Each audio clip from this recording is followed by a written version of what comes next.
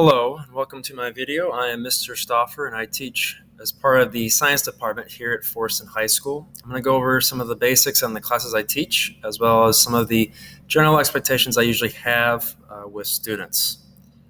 So this year I am going to be teaching 3 courses that relate to the engineering discipline, all of which are through the Project Lead the Way curriculum. And this curriculum allows for students to access information from a website that they've already have an account with, as well as different activities, projects, and problems that they can work from a certain concept.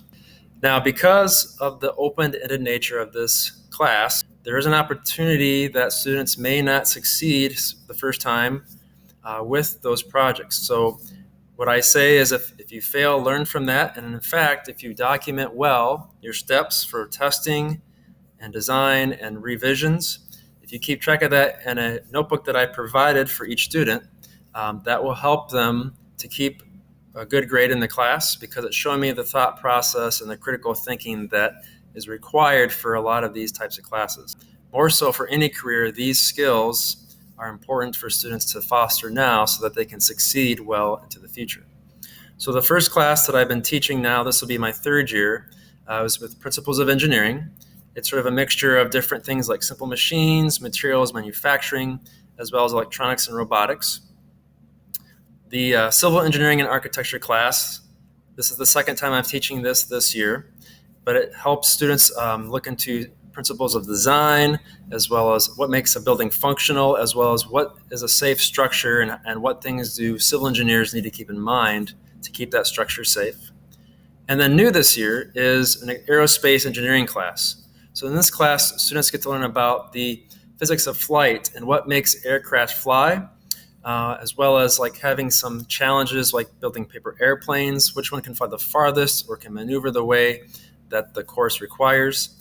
And then the spring semester, we get more into space and rocketry considerations. So a pretty exciting class all around, pretty engaging for students to get into. Now for my science classes, this year I'm going to be teaching a physics class, which will get into things like motion in 1 dimension, as well as 2, sound, waves, and a little bit of electricity and magnetism as well. So I'm looking forward to doing this for the 1st year at Forreston High School with the physics class. Now this year, staff came up with 3 ideas that we thought would help students be focused on, and we call these the 3 Bs. The first is to be prepared. So for my class, that means bring the materials that you need for that day, whether it's your notebook, something to write with, Chromebooks, things like that. The second is to be your best self. So, be respectful to other students, respect property, but also be aware of anything that might make you tired or aggravated, or, if you're just not feeling on top of things, just to try and find ways to also help yourself to do better in classes. And then the third thing is to be engaged and interact with the class. So for my classes especially, focus is important. So things like using cell phones should be only used for academic purposes. Yes, it's their choice when they need to use it, but the hope is that if they can discipline themselves to know when to use that phone, they can stay focused in class and then be able to interact with other students and be able to learn and grow through labs, projects, and other cool things that we get to do in my classes.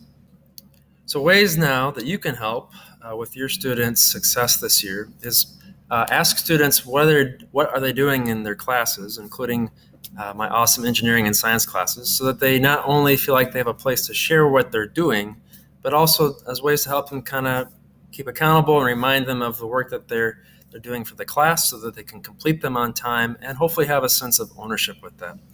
The other thing I'd say is if you could help provide a space at home that would offer minimal interruption when they need to work, that'll again help them with their focus on some of these more challenging classes that I present.